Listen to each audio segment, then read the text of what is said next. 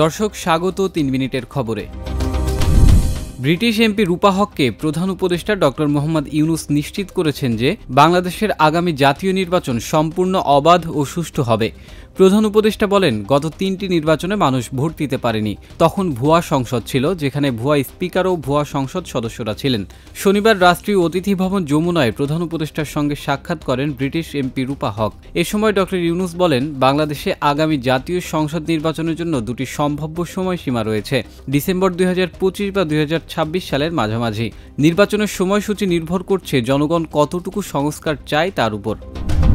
উন্নত চিকিৎসার জন্য বিএনপি চেয়ারপারসন বেগম খালেদা জিয়া লন্ডনে যাওয়ার ইস্যু নিয়ে আজ রাতে তার সঙ্গে বৈঠকে বসছেন দলের স্থায়ী কমিটির সদস্যরা। রাত ৮টায় গুলশানে বেগম জিয়ার বাসভবনে বৈঠকটি অনুষ্ঠিত হবে। আগামী ৭ জানুয়ারি রাত ১০টায় লন্ডনের উদ্দেশ্যে ঢাকা ছাড়ার কথা রয়েছে তার। স্বাস্থ্যগত কোনো বড় জটিলতা না দেখা দিলে ওই দিন রাত ১০টায় কাতার এয়ারওয়েজের একটি এয়ার অ্যাম্বুলেন্সে খালেদা জিয়ার লন্ডনের উদ্দেশ্যে রওনা হওয়ার কথা রয়েছে। তত্ত্বাবধায়ক সরকারের আমলে বিএনপির ভারপ্রাপ্ত চেয়ারম্যান তারেক রহমানের বিরুদ্ধে দায়ের করা চাঁদাবাজির ৪টি মামলা বাতিল করে হাইকোর্টের দেওয়া রায় বহাল রেখেছেন আপিল বিভাগ। রবিবার বিচারপতি আশফাকুল ইসলামের নেতৃত্বে ৪ বিচারপতির আপিল বেঞ্চ হাইকোর্টের রায়ের বিরুদ্ধে রাষ্ট্রপক্ষের করা লিভ টু আপিল খারিজ করে দেন। গত বছরের ২৩ অক্টোবর তারেক রহমানের বিরুদ্ধে দায়ের করা ৪টি চাঁদাবাজির মামলা বাতিল করেন হাইকোর্ট।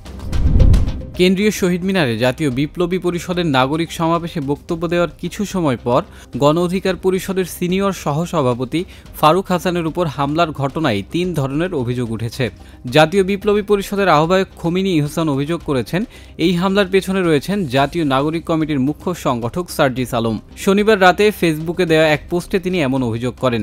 সার্জিস কোটা বিরোধী আন্দোলনের সময় গোয়েন্দা সংস্থার সঙ্গে জড়িত ছিলেন বলেও অভিযোগ করেন ইহসান। যদিও হামলার পর ফেসবুক লাইভে এসে ছাত্রদলের নেতাকর্মীদের দায়ী করেছিলেন ফারুক হাসান। অন্যদিকে গণ অধিকার পরিষদের কেউ কেউ এই হামলার জন্য জাতীয় বিপ্লবী পরিষদের নেতাকর্মীদের দায়ী করছেন। বাংলাদেশিদের ভিসা কমিয়ে দেওয়ায় ভারতের হাসপাতালগুলোতে বিদেশি রোগীর সংখ্যা প্রায় অর্ধেকে নেমে এসেছে। এই তথ্য জানিয়েছে কাতার ভিত্তিক সংবাদ মাধ্যম আল জাজিরা। আওয়ামী লীগ সরকারের পতনের পর কিছুদিন স্থগিত রেখে গত কয়েক মাস ধরে সীমিত আকারে ভিসা কার্যক্রম পরিচালনা করছে বাংলাদেশে ভারতীয় দূতাবাস। এতে বিপাকে পড়েছেন চিকিৎসার জন্য ভারতীয় হাসপাতালগুলোর শরণাপন্ন হওয়া বাংলাদেশি রোগীরা। এই ভিসা প্রতিবন্ধকতার জন্য ধুঁকছে ভারতের চিকিৎসা খাত।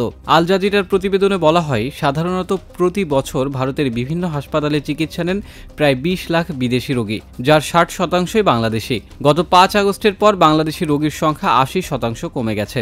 অর্থাৎ এসব হাসপাতালে বিদেশি রোগীর সংখ্যা প্রায় অর্ধেকে নেমে এসেছে।